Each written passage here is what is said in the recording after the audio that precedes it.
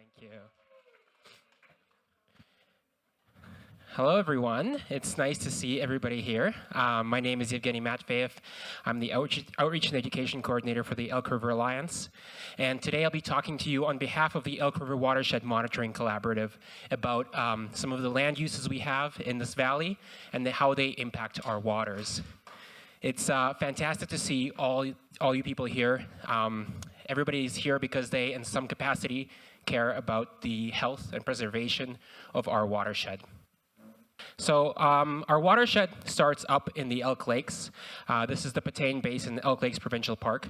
A lot of you have probably been here. And it ends up in Lake knuqⱡi, down further south. So this is a map of the land area of our watershed. Watershed is the land area where all of the water flows down into one single point. So in this case, it would be the Elk River or Lake knuqⱡi. If you extract all of the water from this area, you see this innervation of streams going all throughout. So you can see how anything we do on the land would impact our waters. This almost looks like when you look at a diagram of veins and arteries going through a body. And when you talk to the knuqⱡi about streams and rivers, they often refer to them as the life veins of our land. So after the last glacial retreat, about 11,000 years ago, this land has been used by humans in some capacity. The knuqⱡi and their ancestors used to travel through the valley on their way to what is now Alberta on their annual bison hunt. And the valley provided them with ample resources, and that includes the river. So this is a photo of a fish trap taken near the Tobacco Plains Band Reserve. This is a great time to acknowledge and mention that we are on the ancestral territory of the knuqⱡi people, and they have been stewarding this land for thousands of years. Colonization started in the valley in the late 1800s, and by 1898 we had a railway going here at the behest of William Fernie, who is the namesake of the town of Fernie, because he wanted to start coal mining operations here. Coal Creek was one of the first mines in the area, and ever since that time, the land use in the area increased exponentially, and the intensity of land use increased as well. Today, we have three main categories of land uses in the valley. We have forestry, we have coal mining, and we have development. I'm going to be talking about each of these three individually, and then I'll finish off talking about how they interact with each other and how the Elk River Watershed Monitoring Collaborative will address some of the questions and some of the issues we have with land use today. So let's start off with forestry. Forestry has been a presence in the Elk Valley since colonization, but today I'm going to focus on the last 20 years of forestry. This is an area around Fernie. You can see Fernie, the town of Fernie right up here. This is aerial shot, satellite shot from 2010. A lot of this land was acquired by a private landowner in 2015. And as I flip back and forth between 2010 and 2020, try and notice some of the differences. They're pretty obvious. So the color change that you see there are cut blocks. These are areas that are being cut down. And in fact, if we outline them, this is the change since 2014, this orange area outline. So an estimate from 2021 by WildSite estimated that 22,000 hectares were logged in Fernie between the year 2000 and 2019. And that's just the area that you saw in the pink there. In orange on this map, you can see the total forest loss since 2001. Now, I have to say that it is all forest loss. That includes disease and development, et cetera, but nonetheless, you can see how much of our forests, and in fact, it's 10% of our forests have been lost since that time, or 47,000 hectares. 2018 Cumulative Effects Management Framework report states that 22,000 hectares, or 7.5% of the valley, is cut blocks. And it also states that the majority of our human footprint, or 51%, is cut blocks. As you can imagine, this kind of cutting down of a forest would have some influence on our environment. So I'm going to talk about some of the impacts that forestry has. So the first and most obvious one is habitat degradation. Forests are homes to a lot of different animals, large animals such as grizzly bears and elk. And by cutting down forests, you remove their homes. But I'm going to focus on the effects on water. And riparian vegetation, or streamside vegetation, has a really important use for the health of streams. So first of all, you get biological matter input. That means leaves and twigs and stuff that fall into the streams, they biodegrade, and they fuel vital nutrient cycles. The trees also act like an umbrella, shielding the stream from the sun, and can decrease the stream temperature by about 5 degrees, which is quite significant. Logs that fall down, they create little pools underneath them, which is vital fish habitat. And something I'll be talking about over and over tonight is stream bank stabilization. So as roots dig their way through soil, they hold it together in place and prevent erosion. They stabilize the stream banks. They act essentially like rebar. And if you remove that and those roots rot away, then erosion around stream sites is a lot faster.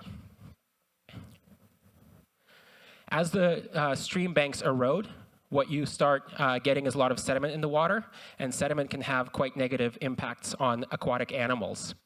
So first of all, you can have decreased algal growth because you have less sun penetration into the water. Sediment blocks fish and insect gills, and it just makes it harder for them to see because the water is murkier. And importantly, there is less space between the rocks. So this interstitial space between rocks is vitally important for insects and young fish to hide in. It's also vitally important for fish to lay their eggs in. So that's called a fish red is a fish trout spawning habitat, and they move little rocks aside and they make a little den for the rocks. And if the stream bottom is now silty, that can no longer happen. One of the ways in which sedimentation can increase in streams is by landslides. So landslides can happen increasingly due to logging because, again, you don't have those roots holding the soil in place. And if the soil is loose or it's a steep bank or there's a lot of precipitation in the area, you start getting increased landslides. So this is a paper from 2002 from Vancouver Island exploring the effect of logging on landslide frequency. And you can see that after logging started in roughly the 1970s, you get a drastic increase in the frequency of landslides. A lot of them are related to logging roads. Here in pink, you see all of the resource roads, which are primarily logging roads in the valley. You can see that they also innervate our land. And I'd also like to point out how most of them are along the valley bottom, which actually makes sense if you think about it because that's where the flat area is. But it's also where the river is. In fact, if you combine the distance of all of the resource roads in our valley, you get a distance of 5,385 kilometers. That's enough to drive from Vancouver to St. John, New Brunswick. So it's quite considerable. This is a photo from November of last year after we had the atmospheric river event when you had really increased flows in our streams. This is Coal Creek and Coal Creek Road right beside it. As you may remember, Coal Creek Road washed out. Something you might notice is that there is no vegetation, and there was no vegetation right along this stream bank. The Elk River Alliance took this opportunity to measure some of the sediment levels in this creek and compare it to a creek that wasn't influenced by logging roads. So here you can see during the rainfall, Coal Creek, it was practically black with sediment. If you compare it to Lizard Creek, which doesn't have these logging roads, you can see that it is a little bit darker than after the rainfall, but nonetheless not even close to as dark. Logging also increases the propensity and the impact of floods. So because you're removing trees, you're removing the shade that the trees provide, and so there's more solar radiation that is on the hillsides. That means that the snow melts faster. As the snow melts faster, you're getting essentially higher peak flows during spring, during freshet. If it all melts at the same time, obviously the volume is going to increase. It also increases the intensity of floods because as you remove trees, there's nothing in the way to stop the water, and so the water moves further along. And additionally, as I've discussed before, the stream banks start to erode because you don't have that root system holding it in place. So there are ways in which logging can be more sustainable. And some of them are practiced in the valley. I'm not saying they are, but a lot of it has to do with environmental planning. So you want to leave a strip of vegetation around stream banks, like a buffer zone, so that you have a bit of a habitat, you have that shade, you have that biological input. You want to have narrower and less dense logging roads, so you have fewer landslides.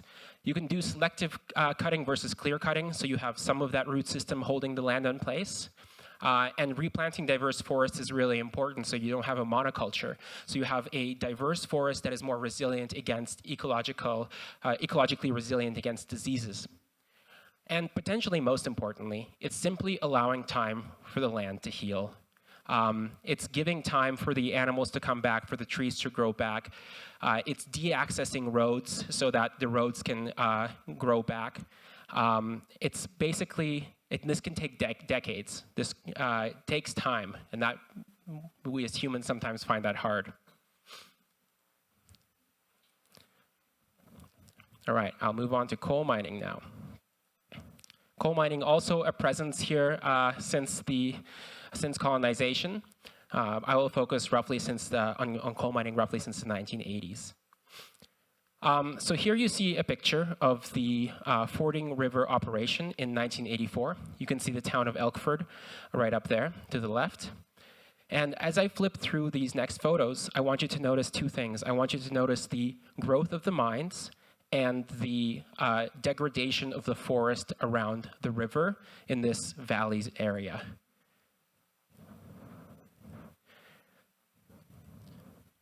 So this is 1984, 2000, 2020. The growth is quite striking. We have currently 4 operational mines in the valley and 1 that has been decommissioned. We have Fording River and the Green Hills expansion. We have Line Creek operation. We have Elkview operation and Coal Mountain, which has now been decommissioned. In total, the area of mines has grown by 2 times since 1984.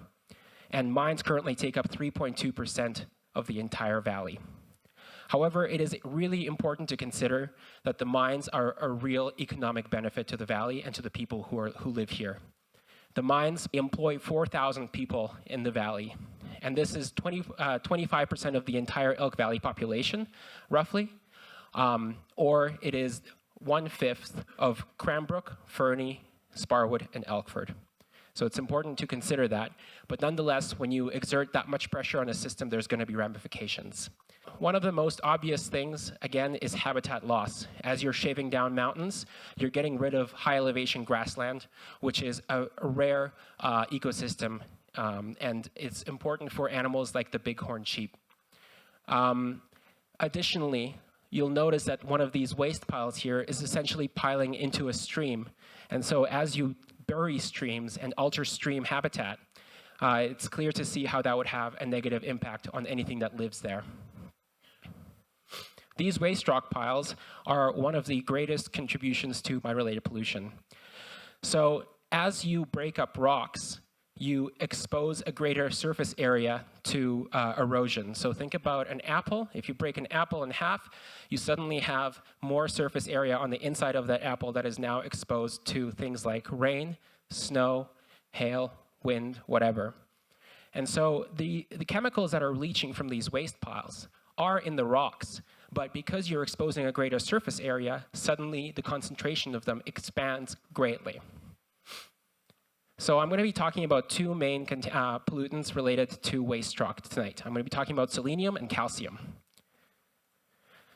So selenium, here you can see a graph of Elk River selenium at 2 monitoring sites. You can see one site by Elko at Highway 93 and one by Sparwood. And you can see on the x-axis is the year, and it goes from 1984 until 2022. And on the y-axis is the total selenium concentration in micrograms per liter. So that means how many micrograms of selenium are in a liter of water. And I'm going to be talking about concentrations a lot in the next little while. So the numbers here are important.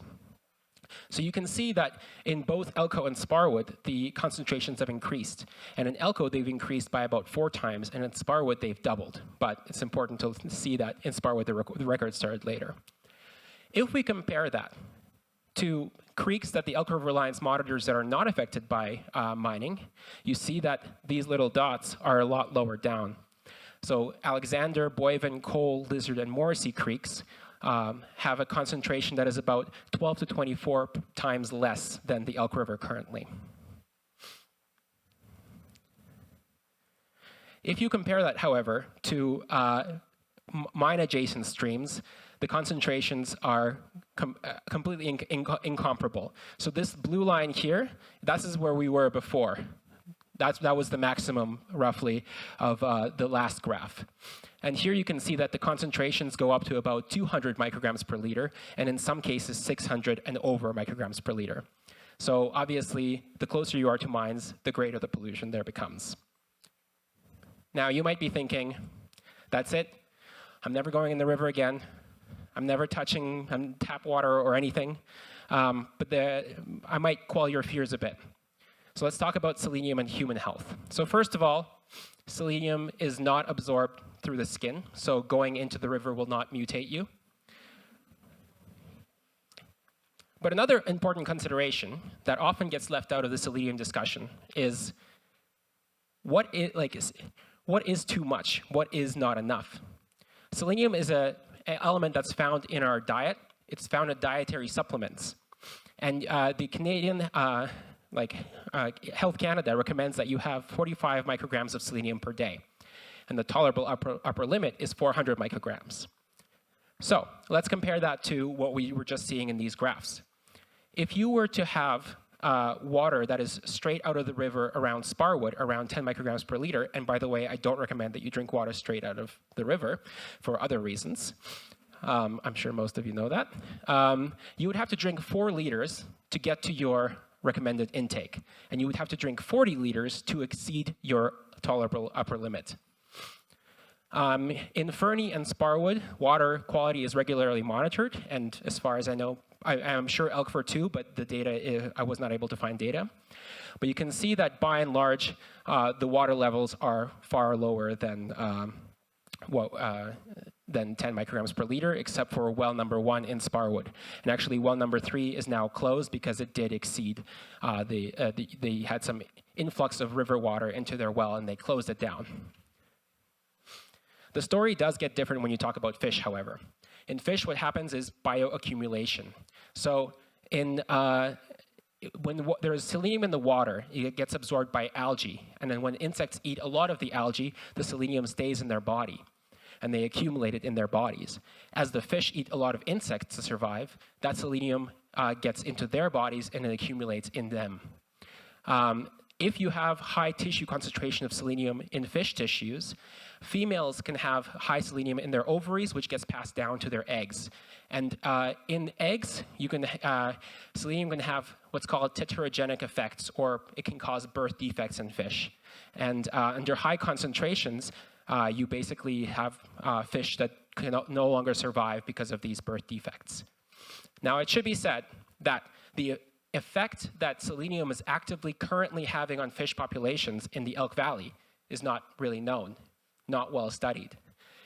Additionally, what are the actual concentrations at which these birth defects start to happen is not super well studied or is contested among experts.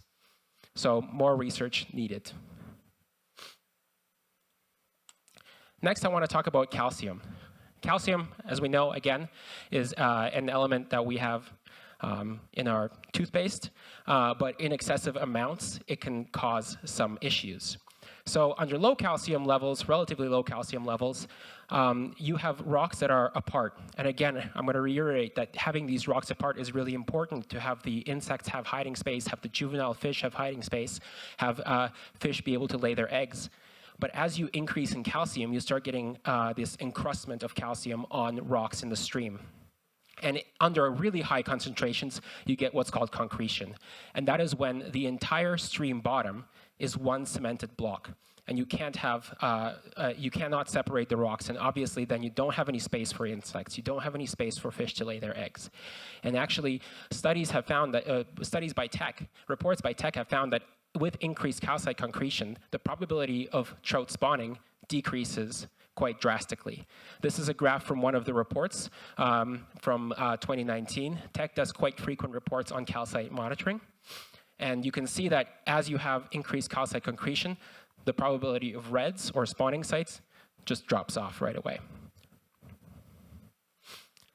Now, the good news is that there are things that we can do to mitigate the impacts here. This is called a saturated rockfill, or an SRF.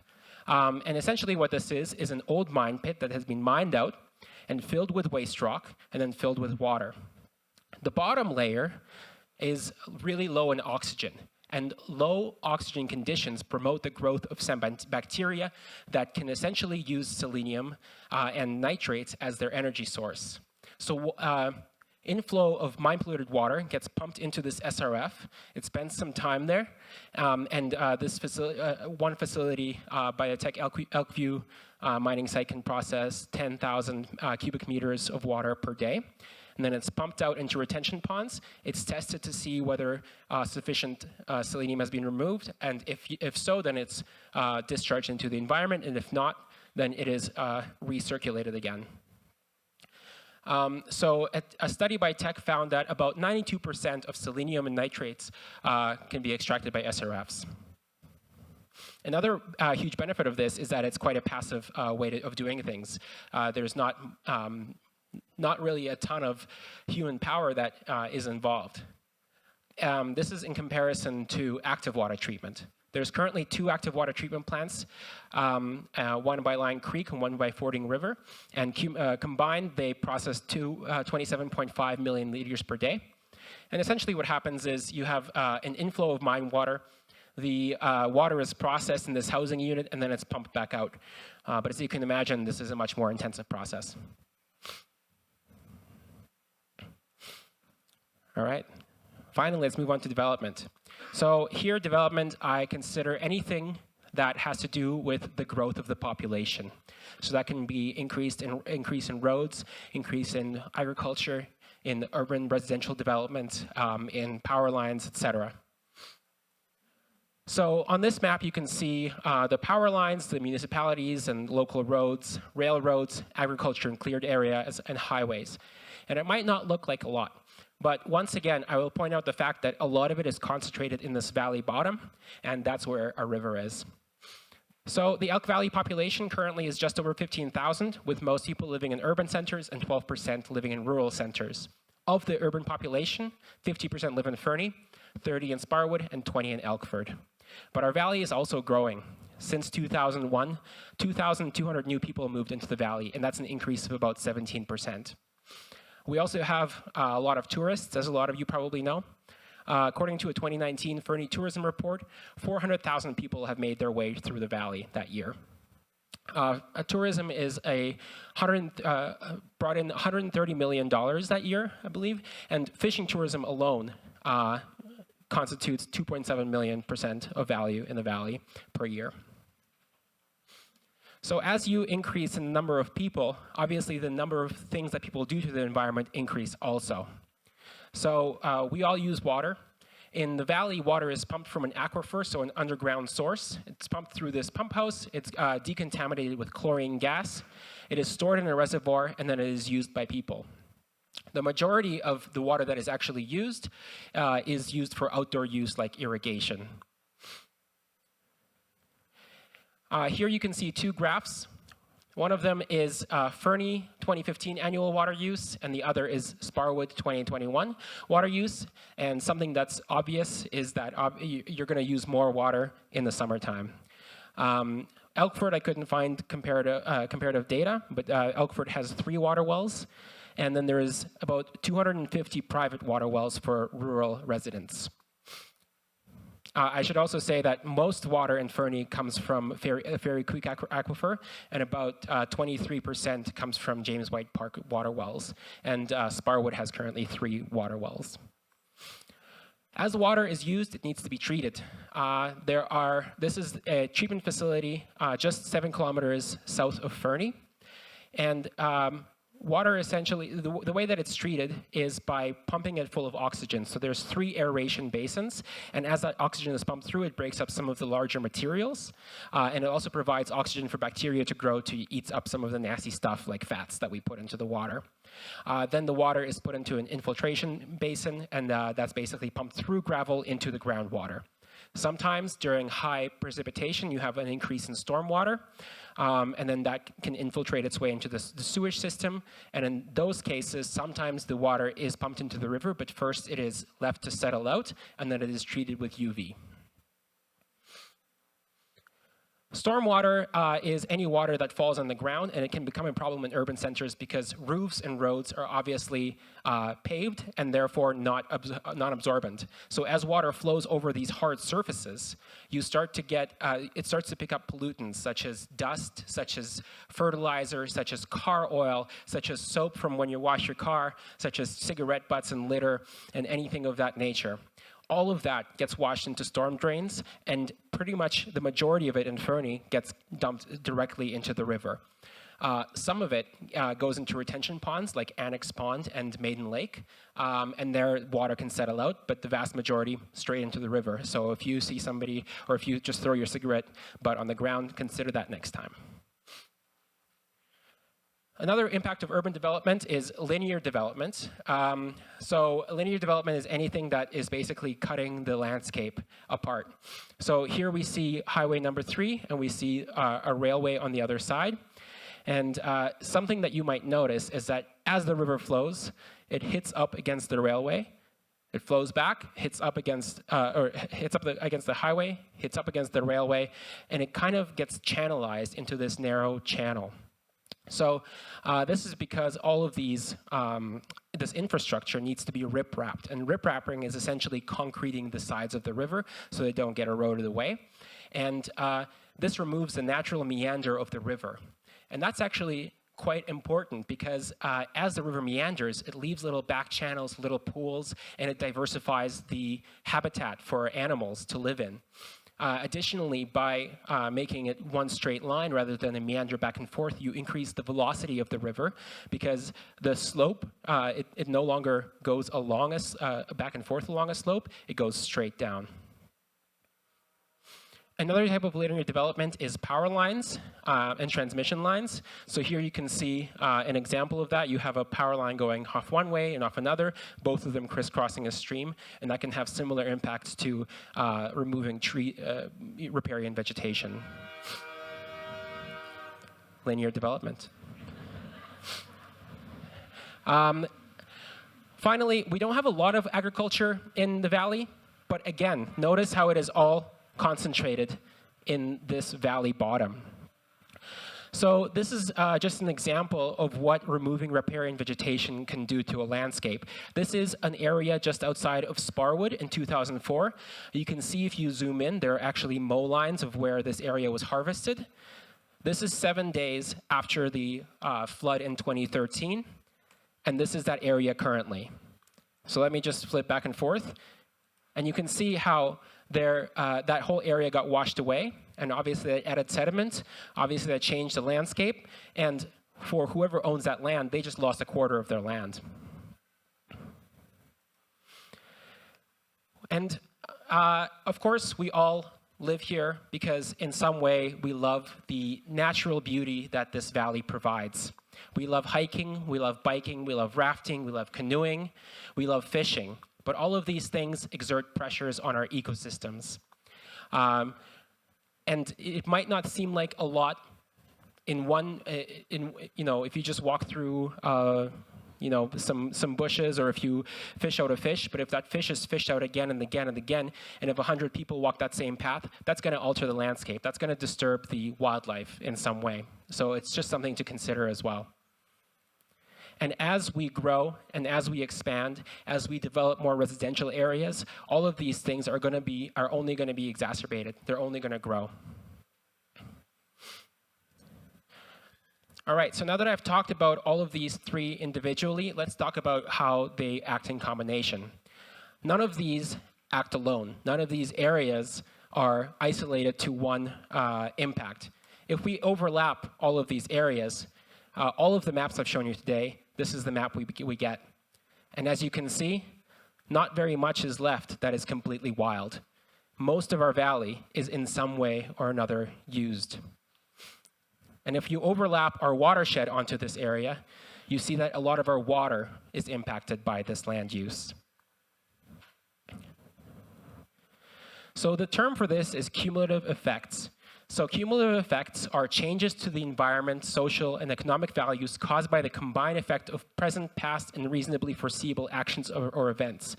And how they combine can be really, really difficult to figure out, but it is something that this is like where science is at now. This is what we need to try and figure out, not how one thing impacts the water, but how different things in combination act to impact the water.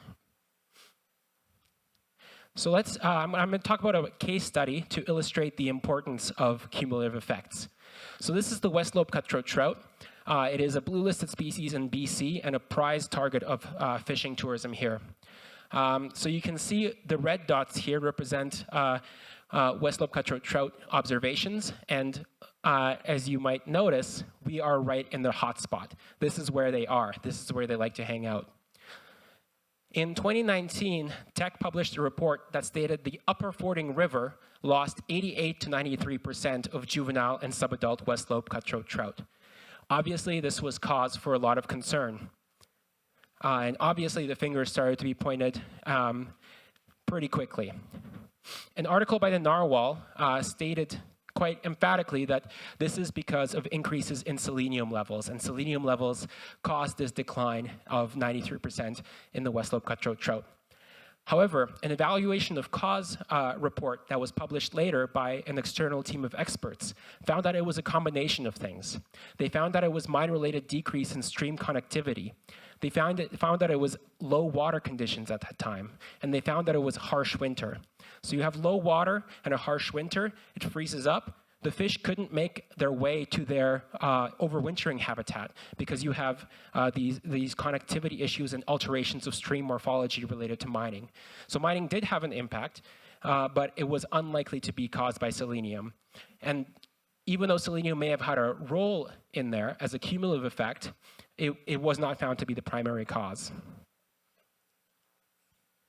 So in order to diagnose a disease and treat a disease, you first need to know what causes the symptoms. What is the data information you have on the body? And that is what we need now, and that is what we don't have quite enough of. There are a lot of organizations that are currently recording data in the watershed. You have governments like the Environment Canada and City of Fernie. You have the industry. You have Teck. You have North Coal. You have Elk River Alliance and Living Lakes. You have Tobacco Plains, who have indigenous, who are indigenous knowledge holders. And you have local knowledge from fishing guides, from raft guides, and from community members such as yourselves.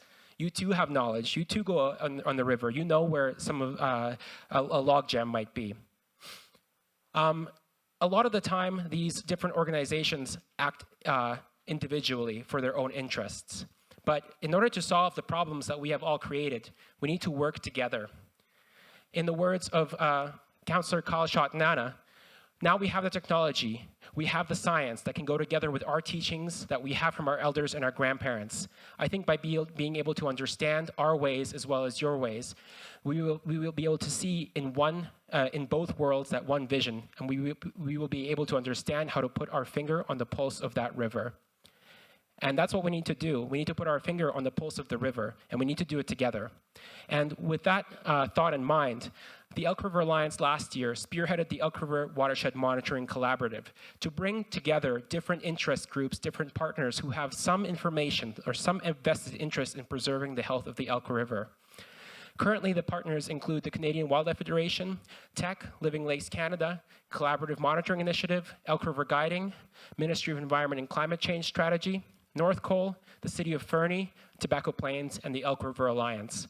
Tomorrow, they're having their second forum, their second annual forum, and they will need community contributions from people like yourselves.